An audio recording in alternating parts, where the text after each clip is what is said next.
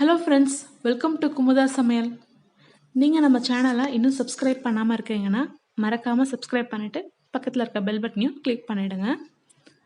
இன்றைக்கி நம்ம பார்க்க போகிற ரெசிபி சிம்பிளான சாம்பார் ரெசிபி தான். இந்த சாம்பார் செய்கிறது எப்படின்னு பார்க்கலாம் வாங்க. இப்போது அதுக்கு 1 கப் அளவுக்கு துவரம்பருப்பு எடுத்து நல்லா வாஷ் பண்ணிவிட்டு தண்ணியில் ஊற வச்சுருக்கிறேன். அது கூட உப்பு, மஞ்சத்தூள், வெங்காயம், தக்காளி வந்து நான் இது சின்ன சின்னதாக கட் பண்ணிவிட்டு பருப்போடயே சேர்த்து வேக வச்சிடுறேன். இந்த மாதிரி செய்யும்போது வந்து பார்த்திங்கன்னா வந்து சீக்கிரமாகவே நல்லா வெந்துடும். வெங்காயமும் தக்காளியும் நம்ம தனியாக செப்ரேட்டாக வதக்கிட்டு அதுக்கப்புறம் போடணுன்னு அவசியம் இல்லை. அது மட்டும் இல்லாமல் தண்ணி வந்து பருப்பு எந்த கப்பில் எடுக்கிறீங்களோ அதை விட 2 மடங்கு அளவுக்கு தண்ணி சேருங்க. பார்த்திங்கன்னா வந்து அடியும் பிடிக்காது, பருப்பும் வந்து நல்லா வெந்துட்டுருக்கும். இப்போ பருப்பு வேகட்டும். அதுக்குள்ளே பார்த்திங்கன்னா ஒரு கடாய் வச்சுட்டு எண்ணெய் சூடானதும் கடுகு போட்டு பொரிச்சிடலாம். கடுகு நல்லா பொரிஞ்சதும் வெங்காயம் சேர்த்துக்கலாம். சின்ன சின்னதாக கட் பண்ண வெங்காயம், நீங்கள் சின்ன வெங்காயம் கூட சேர்த்துக்கலாம். இன்றைக்கி வந்து நான் பெரிய வெங்காயம் தான் சேர்த்துருக்குறேன். கருவேப்பிலை சேர்த்துக்கோங்க. சேர்த்துட்டு நல்லா வெங்காயம் வதங்கினதும் நம்ம எடுத்து வச்சுருக்க காயெல்லாம் சேர்த்துக்கலாம். கத்திரிக்காய் சேர்த்துக்கிறேன். கத்திரிக்காய், பீன்ஸ், கேரட்டு, முருங்கைக்காய் சேர்த்துட்டு நல்லா வதக்குறேன். கல்லுப்பு சேர்த்துருக்குறேன். காய்க்கு எவ்வளோ தேவையோ அந்த அளவுக்கு சேர்த்துக்கோங்க. ஏன்னா வந்து பருப்பில் வந்து ஆல்ரெடி வந்து உப்பு போட்டு தான் வேக வச்சு வச்சுருக்குறோம். பார்த்திங்கன்னா பருப்பு வந்து கரெக்டாக ஒரு 3 விசில் விட்டால் நல்லா வெந்துடுச்சு. இப்போ அந்த பருப்பில் இருக்க வேக வச்ச நேரம் தண்ணி, அந்த தண்ணியை மட்டும் காயில் சேர்த்துக்க போகிறேன். காய் வந்து இந்த பருப்பு தண்ணியில் வேகும் போது பார்த்திங்கன்னா வந்து நல்ல டேஸ்ட்டு கொடுக்கும்.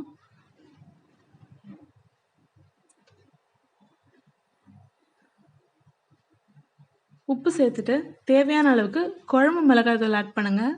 குழம்பு மிளகாய்த்தூள் வந்து எப்படி செய்கிறதுன்னு மேலே வந்து ஐ பட்டனில் லிங்க் தரேன். நம்ம சேனலில் ஆல்ரெடி அப்லோட் பண்ணியிருக்கோம், மறக்காமல் செக் பண்ணி பாருங்கள். அப்படி உங்கள்கிட்ட குழம்பு மிளகாய்த்தூள் இல்லைன்னா தனி மிளகாய்த்தூள், தனியாத்தூள், மிளகுத்தூள், மஞ்சத்தூள், சீரகத்தூள் இதெல்லாம் ஒன்றா மிக்ஸ் பண்ணி சேர்த்துக்கோங்க. இப்போது காயெல்லாம் நல்லா வேகட்டும். ஒரு தட்டு போட்டு மூடி வேக விடுறேன். அதுக்குள்ளே நம்ம எடுத்து வச்சுருக்க பருப்பை நல்லா வந்து கடைஞ்சி எடுத்துகிட்டு வந்துடலாம். கொஞ்சம் சூடு வந்து ஆறுனதுமே வந்து இந்த மாதிரி மத்து வச்சு நல்லா கடைஞ்சிருங்க. அதுக்குள்ளே பார்த்தீங்கன்னா காய் நல்லா வெந்துடுச்சு. காய் நல்லா வெந்ததுக்கப்புறமா நம்ம கரைச்சி வச்சுருக்கிற புளி தண்ணியை சேர்த்துக்கலாம். ஒரு எலுமிச்சைப்பழம் அளவுக்கு புளி எடுத்து ஊற வச்சுருக்கிறேன். காய் வேகிறதுக்கு முன்னாடி புளி சேர்த்துறாதீங்க. காய் வந்து அவ்வளோவா வேகாது. ஸோ அதனால் வந்து நல்லா வெந்ததுக்கப்புறமா வந்து புளி சேருங்க. புளி சேர்த்துட்டு ஒரு 5 நிமிஷம் மட்டும் நல்லா கொதிக்கட்டும். இந்த புளியோட வாசனைலாம் போகட்டும். போனதுக்கப்புறமா நம்ம எடுத்து வச்சுருக்கிற பருப்பு சேர்த்துடலாம். வேக வச்ச பருப்பு சேர்த்துடலாம். பருப்பு சேர்த்துட்டு ஒரு 5 நிமிஷத்துக்கு மேலே வேக விடாதீங்க. ஒரே ஒரு கொதி வந்ததுமே வந்து ஆஃப் பண்ணிடலாம்.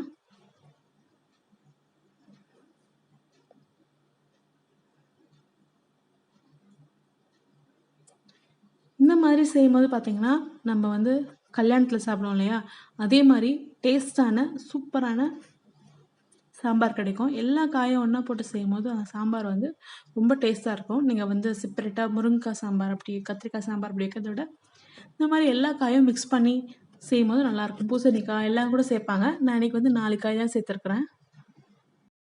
இப்போது தேவையான அளவுக்கு பெருங்காயத்தூள் ஆட் பண்ணிக்கிறேன். பெருங்காயத்தூள் ஆட் பண்ணிவிட்டு லாஸ்ட்டாக வந்து சாம்பார் பொடி சேருங்க.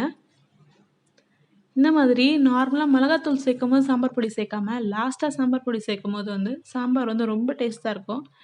இந்த சாம்பார் பொடி வந்து ஆல்ரெடி நம்ம வந்து ட்ரை ரோஸ்ட் பண்ணி பொடி மிக்ஸ் பண்ணி வச்சது தானே, அரைச்சி வச்சது தானே. ஸோ அதனால் வந்து நீங்கள் வந்து லாஸ்ட்டாக சேர்த்து ஒரே ஒரு கொதி வந்ததுமே இறக்கிடலாம். இந்த மாதிரி கொதிக்கும் போதே வந்து நம்ம ஆஃப் பண்ணிடலாம். கொத்தமல்லி தூவி இறக்கிடலாம். ரொம்ப நேரம் கொதிக்க விட்டிங்கனாலும் வந்து சாம்பாரோட டேஸ்ட்டும் ஃப்ளேவரும் போயிடும். இந்த மாதிரி நுரை கட்டி கொதிக்க வரும்போதே வந்து கொத்தமல்லி தூவி இறக்கிடலாம். பார்த்திங்கன்னா சூப்பரான பர்ஃபெக்டான ஒரு சாம்பார் ரெடி ஆகிடுச்சு.